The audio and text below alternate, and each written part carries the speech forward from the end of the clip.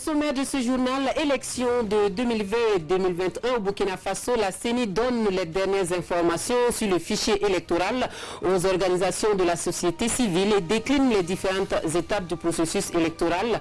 Il est attendu de la société civile la mobilisation des électeurs pour l'enrôlement biométrique. On fait le point complet des échanges dès le début de ce journal. La protection sociale est au cœur de la politique gouvernementale. C'est le message du Premier ministre au lancement de la commémoration des 30 ans de la Caisse autonome de retraite des fonctionnaires. Plusieurs activités sont au programme de cet anniversaire. On voit cela dans quelques instants. Nous irons dans la région cotonnière de Diebougou pour prendre le pouls de la campagne cotonnière. Le suivi campagne permet aux responsables de la Sofitex de parcourir les champs et de galvaniser les producteurs. Et puis nous recevrons sur ce plateau le ministre en charge de l'agriculture venu nous parler de la conférence régionale sur la chenille légionnaire d'automne qui se tient donc du 10 au 12 septembre à Ouagadougou. Invasion du Sahel et de l'Afrique de l'Ouest par la chenille légionnaire d'automne, état des lieux, solutions et ressources pour contrer le fléau, c'est le thème de la conférence. Et puis en Afrique du Sud, la société civile qui se mobilise contre les violences xénophobes. Les derniers états contre les étrangers dans le pays de Nelson Mandela ont fait une dizaine de morts depuis dimanche dernier.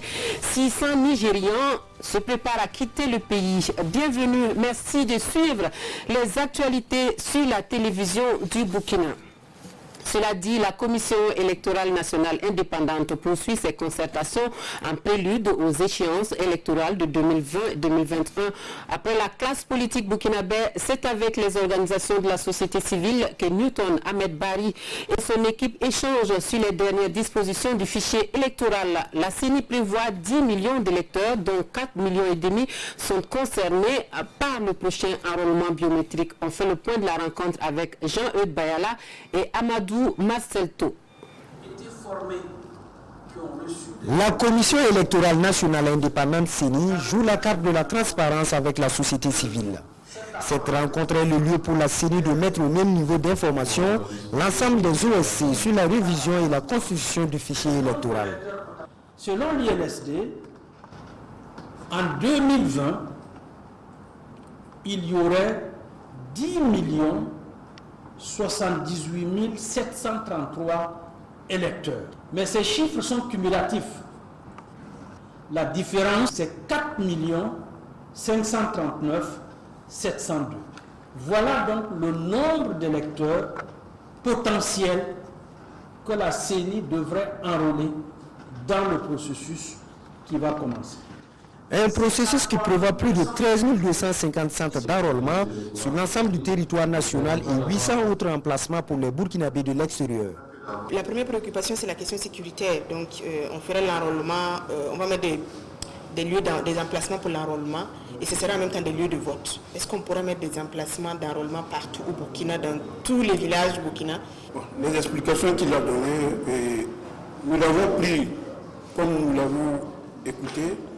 Et je pense que c'est une avancée et c'est très bien de communiquer au lieu d'attendre le dernier moment pour venir nous dire que c'est ceci et cela. La CENI prévoit 2 500 000 d'électeurs potentiels de l'extérieur pour les prochaines élections. Dans l'ensemble, si le recrutement des 5 800 cadres d'appui a déjà commencé, il faudra encore attendre jusqu'en janvier 2020 pour le début effectif de l'opération d'enrôlement proprement dite. L'unité d'action syndicale, les syndicats non membres de l'UAS et les organisations de la société civile dévoilent à la presse le programme de leurs actions prévues pour le 16 septembre prochain sur toute l'étendue du territoire national. Grève, marche de protestation suivie de meetings pour exiger du gouvernement des actions efficaces de lutte contre le terrorisme et la violence armée. C'est le contenu de la journée détaillé aux hommes de médias. Le compte rendu du point de presse donc avec Salifou Belem et Nyarki Teda. La manifestation aura bel et bien lieu et la grève est bel et bien légale. Ainsi, seulement basé coupe court aux rumeurs qui fusent de partout au niveau des réseaux sociaux et faisant état de l'interdiction de la marche meeting du 16 septembre prochain. Est-ce que nous avons reçu une interdiction du gouvernement? Je réponds par la négative. Non, il n'y a pas d'interdiction.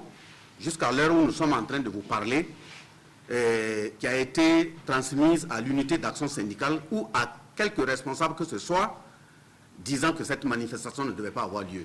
C'est une action citoyenne avec un consortium de mouvements syndicaux, membres de l'UAS ou pas, ainsi qu'une quinzaine d'OSC dont le leitmotiv est la défense des droits de l'homme. Le mouvement entend dénoncer le 16 septembre 2019 sur toute l'étendue du territoire les maux qui gangrènent le bien-être des Burkinabés et exiger des autorités des mesures urgentes. Il s'agit d'abord de l'exigence de la prise de mesures pour assurer le droit du peuple à la sécurité, arrêter immédiatement les assassinats ciblés de masse, démanteler les escadrons de la mort, rendre justice aux victimes des assassinats et aussi pour exiger le départ des forces militaires étrangères de notre territoire. Il s'agit ensuite de la prise de mesures adéquates pour atténuer la souffrance des populations déplacées et la création, dans les plus brefs délais, des conditions de leur retour dans leur foyer et village. La date de la manifestation coïncide avec la commémoration du 4e anniversaire de la résistance au putsch et l'unité d'action entre syndicats et OSC va rendre un hommage aux martyrs et demander un traitement diligent de leurs dossiers et les autres dossiers de crimes économiques et de sang. Autre actualité, la caisse autonome de retraite des fonctionnaires souffle ses 30 bougies. L'anniversaire est célébré à travers plusieurs activités et ce sur 5 jours. Panel, dons de vivres et opérations de dons de sang sont au programme de la commémoration de l'événement. Le coup d'envoi est donné ce lundi à Ouagadougou en présence du chef du gouvernement. Reportage Jean Zongo, Amandine Lalsaga. Jubilé de perles pour la Caisse autonome de retraite des fonctionnaires, de prévention et de réparation des risques professionnels. La structure autonome de gestion de la sécurité sociale des agents publics commémore cet anniversaire sous le signe de l'introspection et de la projection. L'année prochaine, nous devons être certifiés ISO 9000 version 2015. Donc c'est dire que nous sommes au quotidien à la recherche de la perfection. Et nous allons donc travailler à pouvoir offrir une qualité de vie à nos assurés, travailler donc à maintenir les actions et entreprises et surtout travailler à maîtriser et à renforcer notre portefeuille financier. Et pour la réussite de sa mission, l'équipe dirigeante de la Carrefour peut compter sur des institutions bancaires et des particuliers partenaires. Ils ont réaffirmé leur soutien à la structure au cours de la cérémonie à travers plusieurs dons. Le gouvernement burkinabé s'engage également aux côtés de la Carrefour à travers l'adoption de la politique nationale de protection sociale. Et je suis là pour confirmer que la protection sociale fait partie des grandes préoccupations du gouvernement. Le chef de l'État a donné des indications par rapport à cette protection sociale et vous savez qu'il y a un certain nombre de ministères qui prennent en charge cet aspect-là. Aujourd'hui, je voudrais souhaiter un joyeux anniversaire à la Carrefour. 30 ans, c'est quand même 30 ans d'histoire et 30 ans d'acquis. Et je souhaite que les 30 prochaines années, que ce soit des années de victoire pour la Carrefour. Parce que la prise en charge des retraités, c'est un élément fondamental de la solidarité nationale. Le représentant des parrains a félicité l'ensemble du personnel de la Carrefour pour le travail abattu au cours de ces 30 dernières années. Si nous sommes là aujourd'hui, ça voudrait dire que la Carrefour a su surmonter l'épreuve du temps pour la satisfaction de ses affiliés. Cette capacité à durer est la plus belle preuve de réussite. Cela montre que 30 ans après, les porteurs du projet de création de la Carrefour de l'époque ne s'y sont pas trompés. La cérémonie marquant le lancement des activités commémoratives a vu la participation des représentants des caisses sœurs du Cameroun et de la Côte d'Ivoire. La Carrefour a saisi l'occasion pour inaugurer son nouveau bâtiment qui abrite une salle de conférence et un magasin. On ouvre une page agriculture dans ce journal. D'abord, les nouvelles de la campagne cotonnière dans la région de Djibougou. Sur le terrain, l'évolution satisfait les premiers responsables de la nationale des fibres et textiles qui sont allés dans les champs le week-end dernier dans le cadre de suivi de la campagne. Une sortie dans le but d'encourager les producteurs En vue de relever le défi de la relance de la production cotonnière au Burkina Faso, Oumarou Sagnon, Aboubakar Traoré. Des cotonniers à hauteur d'homme portant des fleurs et des capsules.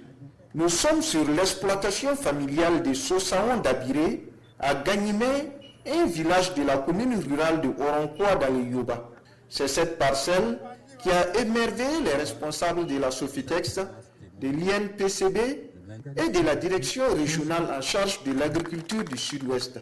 Sur une superficie de 11,15 hectares, ce brave paysan compte récolter environ 25 tonnes de l'or blanc.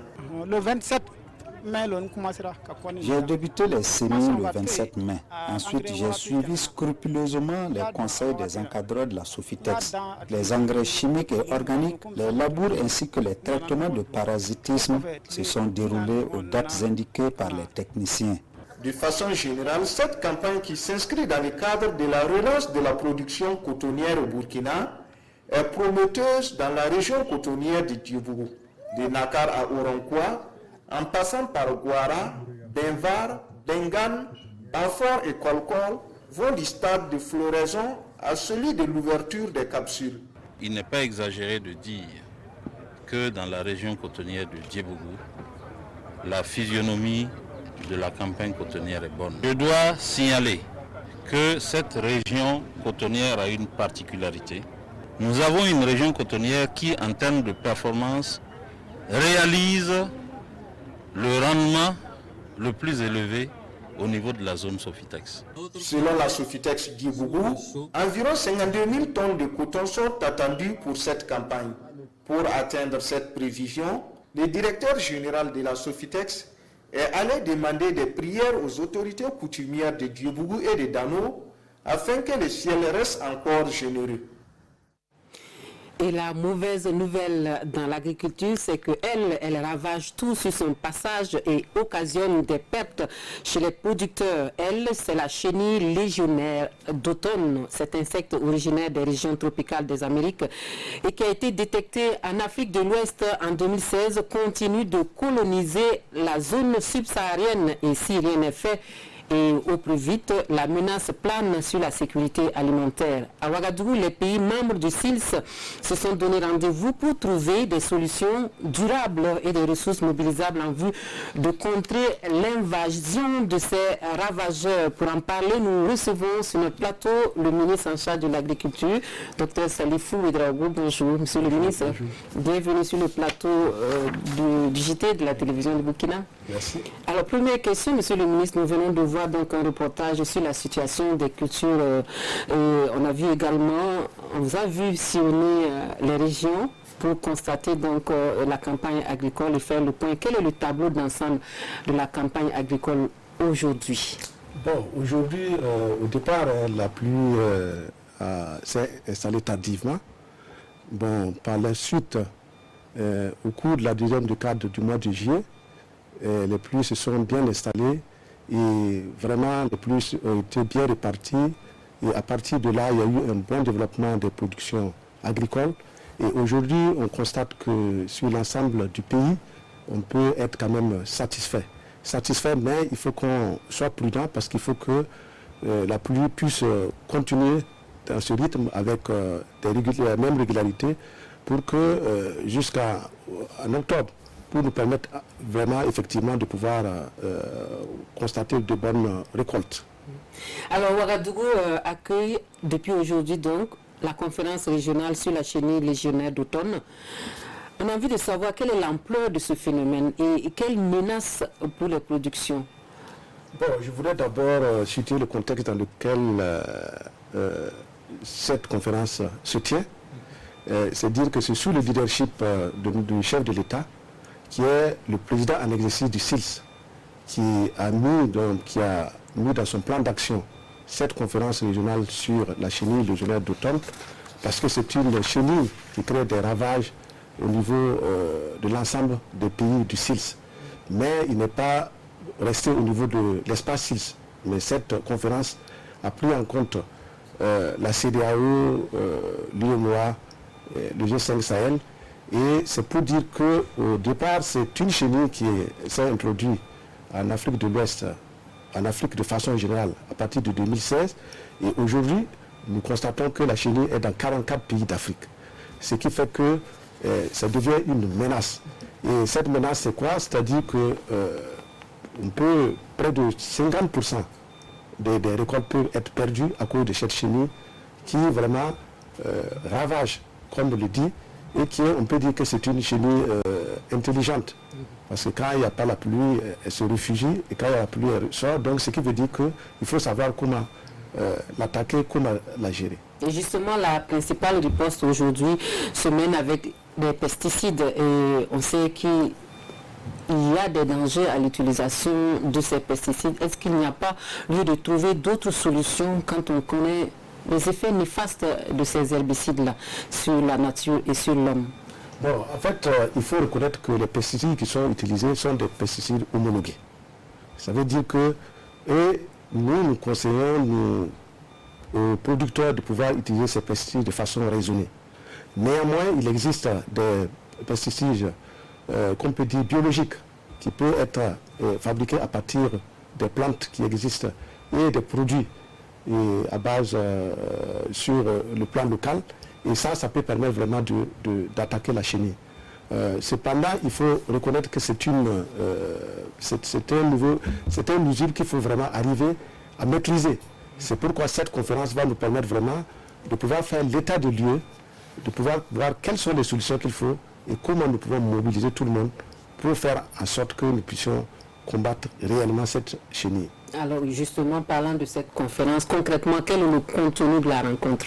Oui, la rencontre, c'est comme je le disais, c'est surtout parce que nous ne voulons pas que cette conférence soit une conférence comme les autres, de plus, mais une conférence qui va déboucher sur des actions concrètes pour nous permettre effectivement d'aller vers des solutions qui nous permettent vraiment rapidement d'arrêter ce phénomène. Parce que quelque part, si on ne le fait pas, c'est un problème, ça va créer des problèmes de sécurité alimentaire au niveau de l'Afrique de l'Ouest et dans le Sahel. C'est pourquoi on est en train de mettre les bouchées doubles pour qu'ensemble, avec les chercheurs, avec les différents acteurs, les producteurs, avec les privés, pour qu'ensemble nous puissions mettre en place une stratégie de réponse adaptée.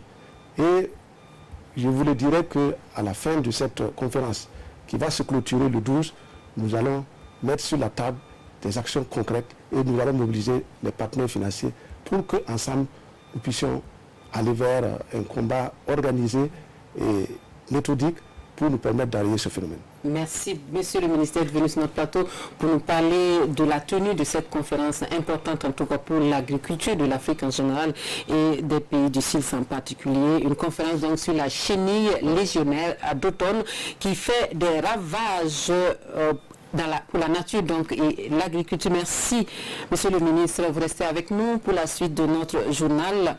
Le président du Comité international de la Croix-Rouge, en visite officielle au Burkina Faso, fait le point de son séjour à la presse. La crise sécuritaire au Burkina Faso avec sa recrudescence de violences armées, la question épineuse de populations déplacées qui constitue une préoccupation humanitaire au Faso sont quelques sujets qui retiennent l'attention de Peter Maurer pour sa première visite au Faso. Le compte rendu des échanges avec les journalistes avec Ibrahim Sanou et Zoubavier David Dabiré. De 50 000 en 2018, le nombre de déplacés internes se chiffre à 270 000 en août 2019. Le constat est du Comité international de la Croix-Rouge, CICR, qui dresse ici un tableau sombre des impacts des attaques terroristes au Burkina Faso. Pour cette organisation humanitaire, les soins de santé sont en danger dans les zones touchées par le terrorisme. Sur 125 centres de santé répertoriés par le CICR, 60 sont fermés et 65 fonctionnent au ralenti. Incidents violents, n'est-ce pas? Et c'est normalement des attaques sur ou bien du personnel de santé, sur les ambulances ou sur les installations de santé. Par armes de feu, explosifs et autres. C'est des enlèvements aussi de personnel de santé, c'est toute la gamme. Les 26, c'est ceux qu'on a comptés ici pour ce pays dans la période qui est indiquée. Outre le problème d'inaccessibilité aux soins de santé adéquats, ces populations font face à d'autres difficultés et pas des moindres. Par exemple, la question du changement climatique exacerbe les conséquences des violences armées dans la région sahélienne. Le CICR s'engage beaucoup à parler à tous les porteurs d'armes pour assurer qu'une action humanitaire qui trouve le consensus de toutes les parties puisse être apportée. Je pense que c'est assez remarquable au fait que nous pouvons toujours, avec nos collègues de la Croix-Rouge burkinabèse, nous pouvons toujours atteindre des populations au centre-nord. Les conditions de vie de centaines de milliers de Burkinabés éprouvées par l'hydre terroriste inquiètent le CICR qui réaffirme une fois de plus son engagement à apporter son assistance à ses victimes. Amélioration de la production animale dans l'espace UEMOA, la technique de biologie moléculaire enseignée à des chercheurs à Bobo Dioulasso, ce qui devrait permettre de diagnostiquer des maladies animales plus efficacement. La formation qui se tient du 9 au 19 septembre prochain est organisée par le Centre international de recherche-développement sur l'élevage en zone subhumide CIRDES. Hassan Gourabou, Ismaël, Saturne, Paris. 5 jours, c'est le temps imparti à ces chercheurs en santé animale et humaine pour renforcer leurs capacités en matière de techniques de biologie moléculaire. C'est une formation qui vise à offrir de nouvelles perspectives en matière de diagnostic des maladies animales. Pour dire simple, la biologie moléculaire, c'est tout ce qui est connaissance et technologie qui tourne autour de l'utilisation de l'ADN. Donc c'est des techniques vraiment de dernière génération que nous avons décidé de diffuser auprès des chercheurs potentiels, des étudiants, des chercheurs potentiels dans le cadre de cette formation. Ça permet d'améliorer de façon très sensible, très remarquable donc, les méthodes de dépistage des maladies, aussi bien au niveau humain qu'au niveau animal. Cette formation au profit d'une vingtaine de chercheurs entre en droite ligne dans les missions du CIRDES, le Centre international de recherche-développement sur l'élevage en zone subhumide. Une activité qui est le fruit d'une bonne collaboration sud-sud entre le CIRDES et le Centre d'excellence en biotechnologie sur les maladies tropicales négligées. Le CIRDES, nous travaillons aussi sur les trypanosomes transmises aussi bien à l'homme qu'aux animaux. Et au niveau humain, c'est une maladie tropicale négligée. Donc il est de bon ton. Et avec ce centre d'excellence basé au Nigeria qui travaille sur cette thématique, que nous puissions collaborer et renforcer les capacités de tous les acteurs qui interviennent dans le cadre des maladies tropicales négligées pour que nous puissions avancer. Le CIRDES est un centre d'excellence de biotechnologie animale de l'Union économique et monétaire ouest-africaine. Une de ses missions est de contribuer à l'amélioration de la santé, la productivité et la conservation des espèces animales dans l'espace UEMOA. Et puis nous entamons le chapitre jeunesse, éducation et formation de ce journal en nous intéressant d'abord aux nouveaux appelés du service national pour le développement qui, avant leur départ sur le terrain, doivent passer par la case formation civique et patriotique, des cours théoriques sur l'organisation administrative, le respect du bien public et la lutte contre l'extrémisme violent, entre autres. Les appelés, une soixantaine, sont des jeunes venus de 5 régions de Burkina Faso. Le début de la formation à Ouagadougou avec Sanoua Christine Koulibaly. Ils se sont engagés pour les 12 prochains mois à une mission citoyenne et patriotique à travers les régions, provinces et communes du Burkina Faso. Avant la phase de production, une formation civique s'impose à ces appelés de la 71e promotion du SND, le Service national pour le développement. Tant que nous n'allons pas former les jeunes à comprendre qu'ils ont un rôle décisif dans la construction de notre état de droit, nous allons toujours prendre de l'eau parce que le phénomène rampant que nous vivons ces dernières années, qui est de toujours contester les décisions de façon violente, va se perpétuer. Alors qu'il y a des voies et moyens de faire recours sans faire la violence. Donc c'est tous ces enseignements. Autant nous apprenons aux jeunes qu'ils ont des droits, nous leur enseignons également qu'ils ont des devoirs. Toutes choses qui devraient contribuer à aiguiser le sens du patriotisme de ces jeunes âgés de 18 à 29 ans, tout en améliorant leur participation à la construction de la nation. Ce sont des activités qui visent l'épanouissement de la personnalité de l'individu et à sa socialisation pour en faire de lui un citoyen responsable qui doit respecter l'État et respecter sa société en assumant sa responsabilité. Durant les 5 jours de la formation, ces appelés des régions du centre, centre-sud, centre-ouest, centre-est et du nord vont se familiariser avec les notions telles que l'organisation administrative du Burkina Faso, les symboles et les institutions de l'État, l'éco-citoyenneté, l'animation de la vie politique et les élections et la lutte contre l'extrémisme violent. Et la jeunesse burkinabé de façon plus générale qui se donne rendez-vous à Bobo-Dioulasso pour son forum national édition 2019 qui est prévu pour se tenir du 18 au 21 septembre prochain. Occasion pour les jeunes d'avoir des échanges directs avec le gouvernement sur les préoccupations qui sont les leurs. Le comité national d'organisation donne l'information aux journalistes et les détails de l'événement. Nongbakuda, Nathalie Savadougou. Rôle et responsabilité de la jeunesse dans l'édification d'une nation unie, prospère et émergente dans un contexte de lutte contre l'insécurité. C'est ce thème qui va réunir la jeunesse burkinabé et le gouvernement du 18 au 21 septembre prochain à Bobo-Dioulasso.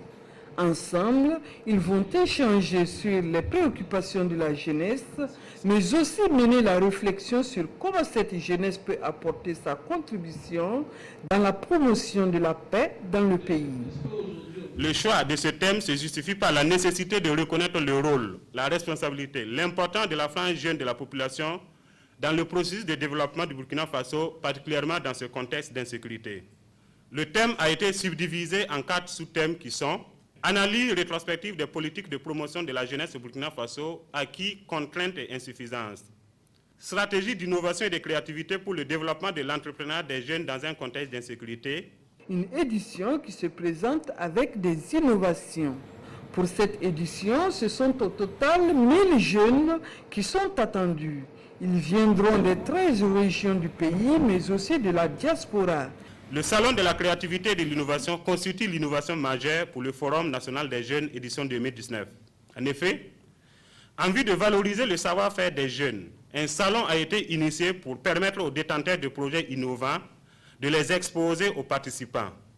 Cette exposition tient lieu en même temps de compétition. En plus de ces activités, il est prévu le lancement officiel de l'initiative You Connect Burkina. You Connect Burkina est une plateforme tirée du Rwanda. Il permet de mettre en relation les jeunes du Burkina avec les jeunes d'Afrique, du monde et partant le monde économique pour partager leurs expériences et leurs difficultés. Et l'on annonce un autre forum, cette fois sur l'éducation. Et c'est le forum citoyen des acteurs et partenaires de l'éducation qui organise le rendez-vous. C'est du 12 au 14 septembre prochain à Ouagadougou. Au programme des panels et des communications autour de l'engagement des acteurs et partenaires de l'éducation dans le contexte politique et sécuritaire actuel au Burkina Faso. Omar Zombré nous donne les précisions. Le Forum citoyen des acteurs et partenaires de l'éducation, FOCAP, se tiendra du 12 au 14 septembre prochain à la médiathèque municipale de Ouagadougou. Annonce faite ici au cours de cette conférence de presse. Cette année, le Forum connaît des innovations majeures. Premier acte, le Forum du FOCAP, donc, qui donne de mener des réflexions autour du thème, autour du problème. Le deuxième acte, c'est un espace de conseil, d'information, de renseignement, d'orientation, d'assistance et d'accompagnement, l'espace Siroa. Et le troisième acte, l'espace Youpi Vive les vacances. Le quatrième acte du forum, c'est la caravane de plaidoyer pour une éducation de qualité. Le thème de cette 4e édition du FOCAP 2019 est « Quel engagement des acteurs et des partenaires de l'éducation dans le contexte politique et sécuritaire actuel et face aux autres nouveaux défis internes et externes de l'éducation au Burkina Faso? Ce forum vise à implémenter, j'allais dire, une nouvelle pratique de l'éducation. Ça, c'est ce que le forum vise de façon générale, en conjuguant, permettant aux acteurs donc de conjuguer les forces et de pouvoir construire donc notre pays. Et pour couronner cette édition du FOCAP, les conférenciers annoncent également la tenue d'une soirée d'hommage aux partenaires et acteurs de l'éducation. Mais pour l'heure, la date de cette soirée reste à définir.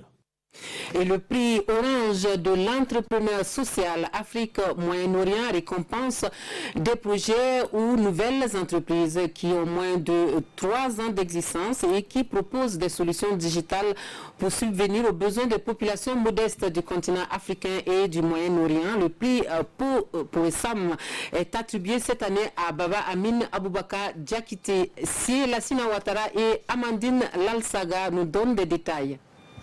Il est le lauréat du prix Orange de l'entrepreneur social Afrique-Moyen-Orient pour le compte du Burkina Faso. Diakité Baba Amin Aboubakar Sidib remporte le premier prix de la 9e édition du prix Poesam d'une valeur de 1 500 000 francs CFA. Le prix récompense des projets ou nouvelles entreprises qui proposent des solutions s'appuyant sur les technologies de l'information pour subvenir aux besoins des populations modestes du continent africain et du Moyen-Orient. Le projet TIC-Flash consiste à mettre en place un système qui va permettre à tous les voyageurs, tous les clients, d'avoir les informations des compagnies de transport très facilement, de pouvoir aussi payer les tickets en ligne, reporter leurs voyages, localiser les gares. Et dans notre application, nous avons même intégré un volet reconnaissance vocale qui va permettre de faciliter la manipulation. Et même celui qui ne sait pas écrire peut utiliser notre application dans le futur. Sur plus de 100 projets reçus cette année, 11 ont été sélectionnés et 3 récompensés par Orange Burkina. Nous avons évalué le respect du temps, la qualité de la présentation, la forme, le fond, etc., notés sur 5 points. Et c'est ainsi qu'à l'issue, à la fin de chaque présentation, nous avons noté chaque projet.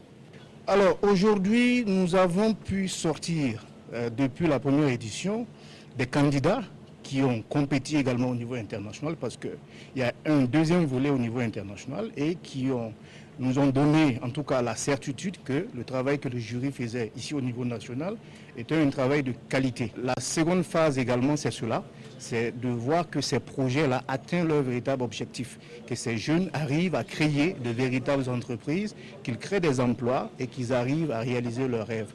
Les 3 lauréats du Burkina Faso vont prendre part en novembre prochain au Grand Prix international de l'entrepreneur social Afrique-Moyen-Orient.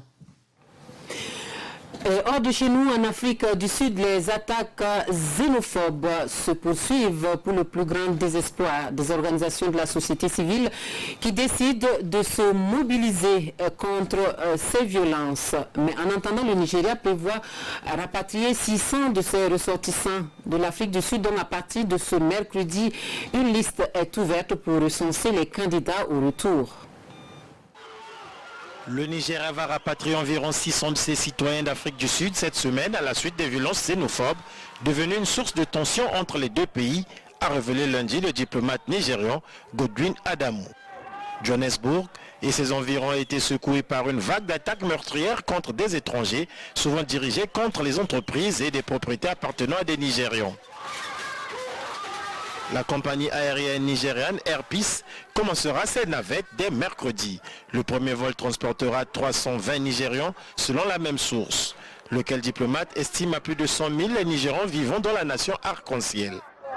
Les travailleurs étrangers sont souvent victimes de sentiments anti-immigrés en Afrique du Sud, la deuxième économie du continent justement après le Nigeria, où ils sont en concurrence avec la population locale pour l'emploi, en particulier dans les industries peu qualifiées. Au moins 10 personnes ont été tuées dans les violences et des centaines de magasins ont été détruits tandis que plus de 420 personnes ont été arrêtées.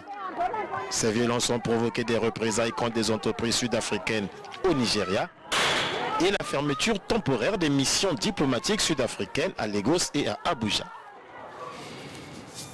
Et pour finir, 3 sujets sont relayés par une grande partie des parutions de ce jour au Burkina Faso. On peut lire le syndicat national des fonctionnaires de l'éducation du Burkina Faso qui annonce une grève, le mécontentement des syndicats du secteur de l'aviation sur le projet de construction de l'aéroport international de Doncin et enfin l'échéancier électoral dévoilé par la CENI, la revue de la presse burkinabé avec Sekou Zongo. Plus de 10 millions d'électeurs attendus en 2020 selon la Commission électorale nationale indépendante. Mais comment faire pour inciter ce potentiel à se faire enrôler, se questionne le journal Le Quotidien. Réponse tout trouvée par Newton Ahmed Bari, président de la CENI. La classe politique doit s'impliquer à travers un plan Marshall où chacun pourra faire enrôler un jeune. En clair, la CENI déploiera les grands moyens pour enrôler le maximum de Burkinabés et pour ce faire, elle a divisé le pays en 3 zones d'enrôlement avec au total 13 252 points d'emplacement. Tout cela se fera du 4 janvier au 13 mars 2020, peut-on lire dans le journal Le Quotidien. Le chronogramme de Newton Ahmed Bari, allusion faite à la révision du fichier électoral, et Newton Ahmed Bari de préciser dans les colonnes de l'Obs, cette révision ne consiste pas à reprendre tout à zéro, mais d'enrôler de nouveaux électeurs, les nouveaux majeurs depuis la dernière révision du fichier. La réussite de cette opération de l'avis de la CODEL dépendra de l'implication des OSC dans le processus, confesse Lydia Zanga de la CODEL dans Aujourd'hui au Faso. Les parutions du jour font également écho d'une lettre ouverte des syndicats de l'aéronautique au président du Faso. Dans cette lettre, les syndicats demandent l'arrêt du processus de signature du contrat en cours pour la construction de l'aéroport de Doncin. Et chaque quotidien y va de son titre. Le journal Le Pays titre « Les syndicats de l'aéronautique civile dénoncent des manigances honteuses ». Le doyen des quotidiens choisit le morceau « Contrat nébuleux » selon les syndicats de l'aéronautique. En tout cas, les syndicats invitent le président Rochmar Christian Kaboré à arrêter le processus de signature de ce document qui, selon eux, contribue à brader le patrimoine national. Mécontentement également au syndicat des fonctionnaires de l'éducation du Burkina Sinafeb. Ce syndicat pointe du doigt l'inachèvement juridique de la loi 0421 et de la question du redéploiement. Dans les colonnes de l'Obs, le Sinafeb se veut clair, sans la résolution de ces questions, il n'y aura pas de trêve. Il rassure cependant l'opinion nationale que les travailleurs ne partent jamais en grève de plein gré. Le Sinafeb, qui annonce d'ailleurs une grève, peut-on lire à la une du journal Le Quotidien. Si rien n'est fait, menace le Sinafeb, un préavis de grève sera bientôt déposé sur la table du gouvernement. Une action qui sera traitée dans une alliance avec d'autres syndicats, prévient Robert Koudgou du Sinafeb. Fin des actualités sur la télévision du Burkina. Merci de nous avoir suivis. Excellente suite de programme.